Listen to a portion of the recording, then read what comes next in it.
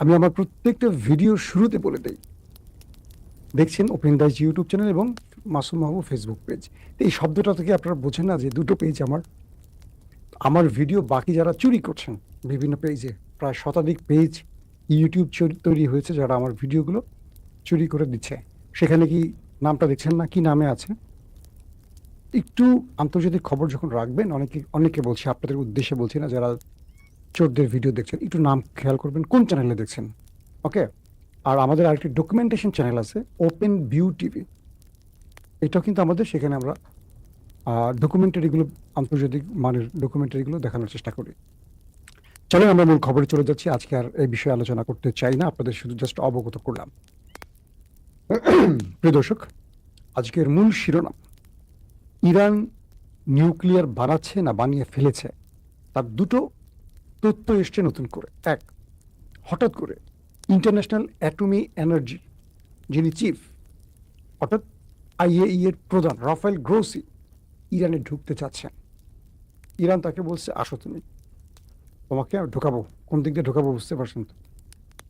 হঠাৎ করে এই রাফায়েল গ্রোসি কেন ইরানে ঢুকতে চাচ্ছেন? আমেরিকা ইসরায়েলের খেলাটা কি? 2 নম্বর খবর, চীন পাকিস্তানের হাতে ফিফথ প্রজন্মের যুদ্ধ বিমান দিতে যাচ্ছে, যে খবরে ভারতের ঘুম হারাম হয়ে গেছে। চীন কি খেলাটা খেলতে চায় বাংলাদেশ এবং পাকিস্তানকে নিয়ে? এই দুটো প্রসঙ্গে আজকে ডিটেল আলোচনা দেবো আপনাদের। শুনতে এবং দেখতে পাচ্ছেন আশা করি, না? জি শামীম ভাই, আপনি দেখছেন আমাকে অন্তরস্থল থেকে ভালোবাসা জানিয়েছেন, আপনার জন্য শুভেচ্ছা শামীম ভাই। মোজাম্বিক থেকে দেখছেন মফিজ ভাই, জি আপনাকেও ভালোবাসা জানাচ্ছি। তো এখন এই মুহূর্তে দুটো প্রসঙ্গ আমাদের সামনে আসছে। এক, ইরানের ভেতরে যে পরমাণু বিজ্ঞানীরা একের পর এক অর্থাৎ ধারাবাহিক মারা গেলেন, ইরান কাকে সবচেয়ে বেশি সন্দেহ করছে? ইরান বলছে যে আমরা এজন্য আইএই এর যে আন্তর্জাতিক নিউক্লিয়ার বিষয়ক প্রধান মিস্টার রাফায়েল গ্রোসিকে সন্দেহ করা হচ্ছে। বলা হচ্ছে যে আমরা এই ব্যক্তিকে আমাদের প্রত্যেকটি নিউক্লিয়ার সাইট পর্যবেক্ষণের অনুমতি দিয়ে ভুল করেছি, কারণ তিনি আমেরিকা এবং ইসরায়েলের এজেন্ট হয়ে কাজ করছেন। কোথায় কি আছে, কোন পরমাণু বিজ্ঞানীরা এই কাজগুলো করছেন, পুরো তথ্য ডাটা তিনি এখানে এসে আমাদের সাইট ভিজিট করে সংগ্রহ করেছেন। এবং ধারণা করা হচ্ছে উনি কোনো বিশেষ চিপ নিউক্লিয়ার সাইডে বসিয়ে রেখে আমেরিকা এবং ইসরায়েলকে আক্রমণে সহযোগিতা করেছে। এ পর্যন্ত ইরান কোনো নিউক্লিয়ার বোমা না বানালেও কেবল এই পরমাণু বিজ্ঞানী তারা কয়েক ডজনকে হারিয়েছে, এবং তাদের প্রত্যেকের ডাটা সবকিছু আমেরিকা ইসরায়েল এত নিখুঁতভাবে পায় কি করে? তো এ থেকে ইরান বলছে যে এই রাফায়েল গ্রোসি তাদের সন্দেহের প্রথম তালিকায় রয়েছেন, এবং তিনি এখানে এসে সাইট ভিজিট করছেন আর ভেতরে ইসরায়েল এবং আমেরিকার সিআইএ এবং মোসাদের এজেন্ট হয়ে কাজ করছেন। সো তাকে আর ইরানের ভেতরে ঢুকতে দেওয়া হবে না। যখন রাফায়েল গ্রোসি ইরানের ভেতরে ঢোকার অনুমতি চেয়েছেন, ঠিক সেই সময়টি ইরান আবার এই ঘোষণাটি দিল। মূলত 100 দিনের লড়াই শেষে 40 দিনের যুদ্ধ, তারপর যুদ্ধবিরতি, সব মিলে প্রায় 20 দিনের কাছাকাছি হয়ে গেল। আমেরিকা এখন পর্যন্ত জানছে না, ইসরায়েল এখন পর্যন্ত জানছে না ইরানের সেই নিউক্লিয়ার সাইটগুলোর অবস্থা, কিংবা ইরানের যে পরমাণুগুলো আছে, সমৃদ্ধকরণ পরমাণুগুলো আছে, এগুলো কোথায় আছে, কি অবস্থায় আছে। যে কারণে আমেরিকা এই বিষয়টি নিয়ে যথেষ্ট টেনশনে আছে। পাশাপাশি আমেরিকা এবং ইসরায়েল চিন্তা করছে যে এই সময়টির মধ্যে ইরান এটিকে 60% থেকে 90% সমৃদ্ধ করে কোনো অ্যাটম বোমা বানিয়ে ফেলেছে কিনা। তো এই জন্যই আমেরিকা এবং ইসরায়েল তারা রাফায়েল গ্রোসিকে নতুন করে ইরানের ভেতরে পাঠিয়ে তথ্য উপাত্ত সংগ্রহের কাজ করতে চান। এটি হলো ইরানের অভিযোগ। তো সেই আলোকে ইরান রাফায়েল গ্রোসির উপর নিষেধাজ্ঞা দিয়ে বসেছে, বলছে আমাদের সাথে আমেরিকার 60 দিনের যে চুক্তিটি, অর্থাৎ আগামী 60 দিন আমরা যুদ্ধবিরতি মেনে চলব, শান্তি চুক্তির নিয়ম ফর্মুলা মেনে চলব, কিন্তু এই 60 দিনের মধ্যে কোনো আইএই এর অর্থাৎ অ্যাটমি এনার্জি কোনো ব্যক্তিরা এই দেশে আসবে না। 60 দিন পর আমরা একটি মেকানিজমের মাধ্যমে দুই দেশ আবার আলোচনায় আসব। সেই সময়টি আমরা নির্ধারণ করব ইরান তার নিউক্লিয়ার বিষয়ে কি সিদ্ধান্ত নেবে, বা আমেরিকার কি চাইছে, বা আন্তর্জাতিক ইউনিটি বা জাতিসংঘ কি চাইছে। কিন্তু এর মধ্যে আমরা কোনোভাবে আইএই এর কোনো সদস্যকে ইরানে ঢুকতে দেব না। বাস, আমেরিকা ইসরায়েলের চাল ভেস্তে গেল। কারণ এই ব্যক্তির মাধ্যমে ট্রাম্প নেতানিয়াহু বোঝার চেষ্টা করছিল ইরান কি করছে আসলে তার সমৃদ্ধকরণ ইউরেনিয়াম। এটি কি বোমায় রূপ নিয়েছে, বা আমেরিকা আদৌ কতটুকু ক্ষতি করতে পেরেছে, বা ইরান তার নিউক্লিয়ার সাইটগুলোকে কতটুকু সংস্কার করে আবার কাজ শুরু করেছে। টোটাল ডাটা আমেরিকার জানার বাইরে। ইরান এমনভাবে ভেতর থেকে, অর্থাৎ এই ইন্টারন্যাশনাল মানে আইএই এর যে সদস্যদের তথ্য, সে তথ্যের মাঝে এমনভাবে দেয়াল তৈরি করে দিয়েছে আমেরিকা ইসরায়েল এই মুহূর্তে কোনো তথ্য নিতে পারছে না। আর তাই তাকে পাঠানোর চেষ্টা করছে। তিনি এখন সাংবাদিক সম্মেলন করছেন বা ক্যামেরায় এসে বলছেন যে আমি ইরান যেতে চাই, কিন্তু ইরান আমাকে অনুমতি দিচ্ছে না। ইরান বলছে তোমাকে আর কখনোই অনুমতি দেওয়া হবে না, তুমি হলে ওই দুটো দেশের এজেন্ট, তোমার কারণে আমাদের এই লোকগুলো মারা গেছে। সো তোমাকে পৃথিবী উল্টে গেল, যদি যুদ্ধ আবারও শুরু হয় হবে, তোমাকে ঢোকার অনুমতি দেয়া হবে না, হবে না, হবে না। বুঝতে পারছেন খেলা কোন দিকে চলে গেছে। এখন ট্রাম্প কি করবেন? এখন ট্রাম্প হাউকাউ করবেন। ইসরায়েলের নেতা নিয়ে এখন ট্রাম্পকে বলবে তুমি তো যুদ্ধবিরতি ঘটিয়ে ফেলেছো, ইরানকে সব দিয়ে দিয়েছো, এখন দেখো ইরান কি করে। এই তো ইরান বোমা বানিয়ে ফেলছে। প্রশ্ন হলো, রাফায়েল গ্রোসি কখনো ইসরায়েলকে প্রশ্ন করেছে তোমার কাছে ডিমোনাতে যে 90টি অ্যাটম বোমা রয়েছে, নিউক্লিয়ার বোমা রয়েছে, তুমি এটা স্বীকার করছো না কেন? অথবা এই অ্যাটমি এনার্জি এই সংস্থাটি কখনো ইসরায়েলকে প্রশ্ন করেছে তোমার কাছে কি আদৌ নিউক্লিয়ার আছে কি নেই? যদি থাকে তুমি স্বীকার করছো না কেন? তুমি কোন নিয়ম এটি বানিয়েছো? যদি না থাকে তাহলে ডিমোনাতে কি আছে? 90টি যে নিউক্লিয়ার বোমা আছে বলে বিভিন্ন গণমাধ্যমে আসে, এগুলো কোথায়?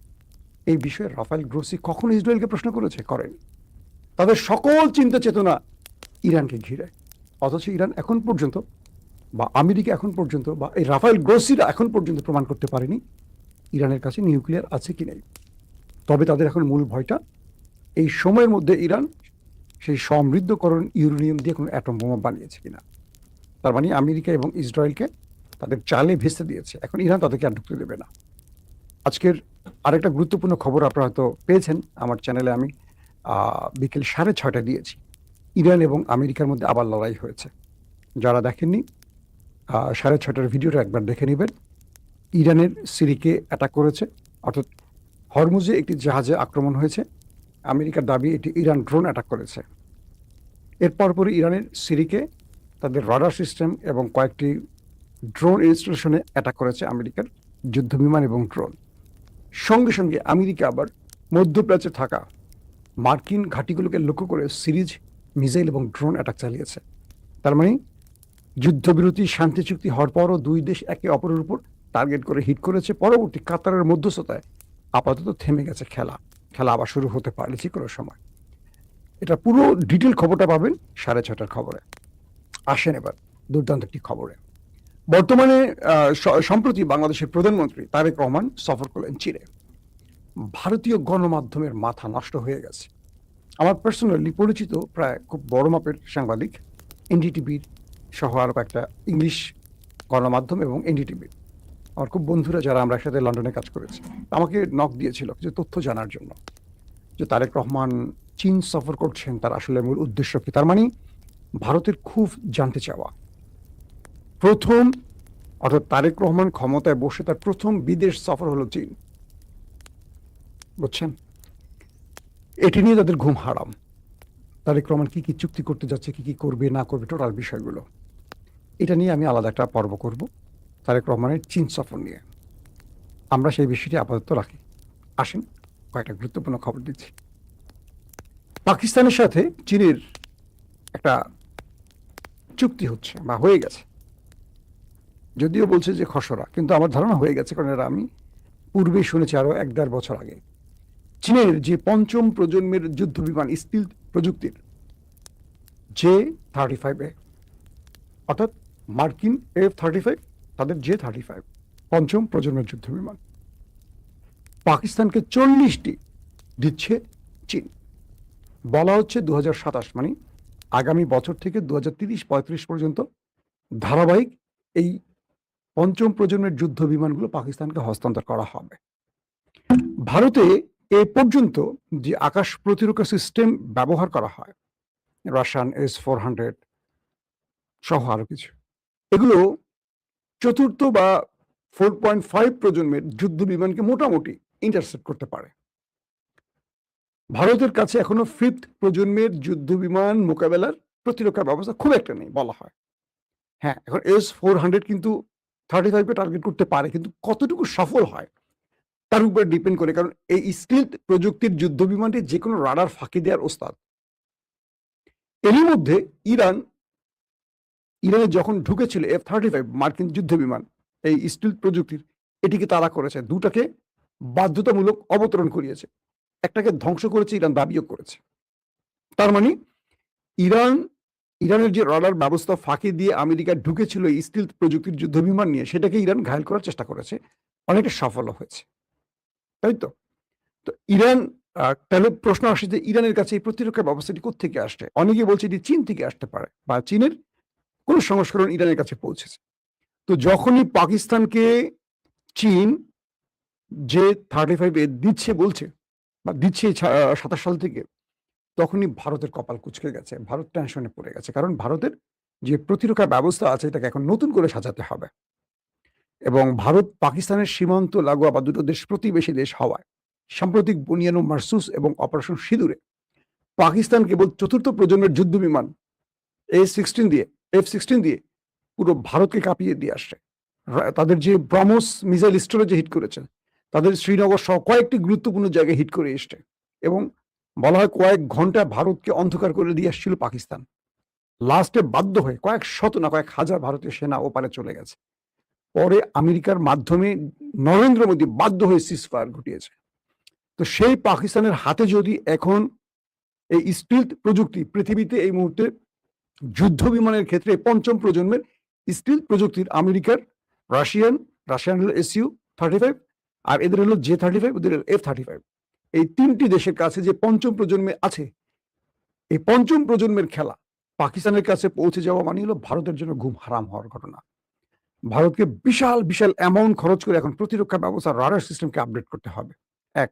2 নম্বর, ইলেকট্রনিক্স ওয়ারফেয়ারের যে খেলা, সেই খেলা তুরস্ক এবং চীন পাকিস্তানকে যা দিয়েছে সেটা কিন্তু ভারতের কাছে নেই। ভারতের কাছে প্রায় 5 থেকে 600 ফাইটার জেট আছে মনে করেন, এর মধ্যে সেকেলে একেলে আগামীকালের কয়েক কালেরই আছে, কিন্তু তাদের কাছে যে সবচেয়ে পাওয়ারফুল রাফায়েল, সেই রাফায়েলকে 5টিকে মাটিতে শুইয়ে দিয়েছিল বুনিয়ানো মারসুসে পাকিস্তান। তো সবকিছু মিলে আকাশ যুদ্ধে পাকিস্তান বরাবরই ভারতকে বিট করছে। এর আগে অভিনন্দনকেও শুইয়ে দিয়ে চাখা হয়েছিল, মনে আছে আপনাদের? তো ভারত যতই বলুক তাদের কাছে রাফায়েল আছে, এটা আছে, ওটা আছে, কিন্তু পাকিস্তান তার যুদ্ধ বিমানের খেলায়, আকাশের খেলায় ভারতকে বারবারই টেক্কা দিচ্ছে। তো সেই পাকিস্তান, এখন পাকিস্তানের সেই পাইলটরা এই মুহূর্তে চীনে নাকি তারা J-35 যুদ্ধ বিমানের ট্রেনিং নিচ্ছে চীনে। অর্থাৎ চীন তাদেরকে যে যুদ্ধ বিমানগুলো দেবে, এটা পরিচালনার জন্য পাকিস্তানের একটা চৌখুশ পাইলট গ্রুপ যারা যুদ্ধ বিমান চালাচ্ছেন, তাদেরকে চীনে পাঠিয়ে ট্রেনিং দেওয়া হচ্ছে। পাকিস্তান তারা বাংলাদেশকে J-10C দিচ্ছে, কথা চলছে। পাশাপাশি 17 থান্ডার, যেটা পাকিস্তান এবং চীন নির্মিত, এগুলো দেওয়ার কথা চলছে।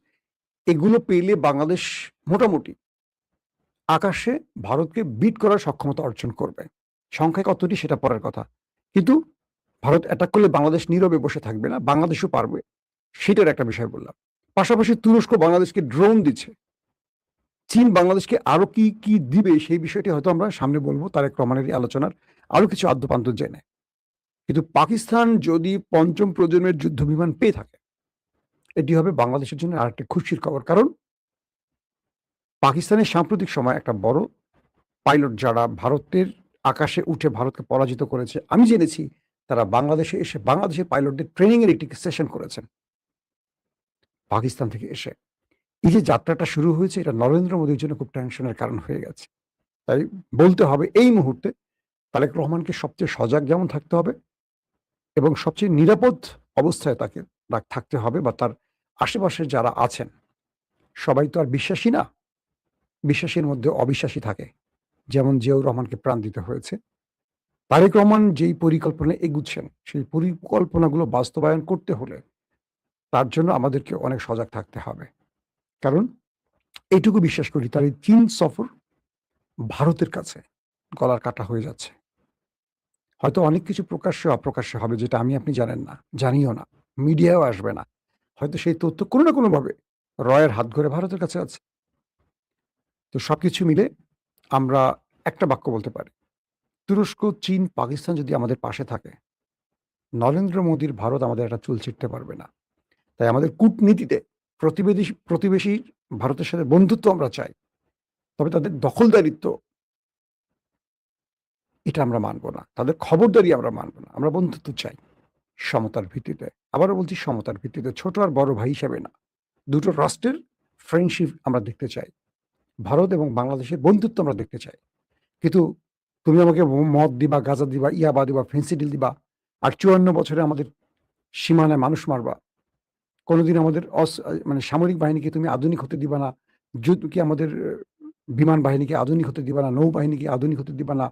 কারণ তোমার জন্য আতঙ্ক। তাহলে এমন বন্ধুত্ব আমরা চাই না। তোমার নেশা তুমি খাও, আমরা প্রয়োজনে তুরস্ক, চীন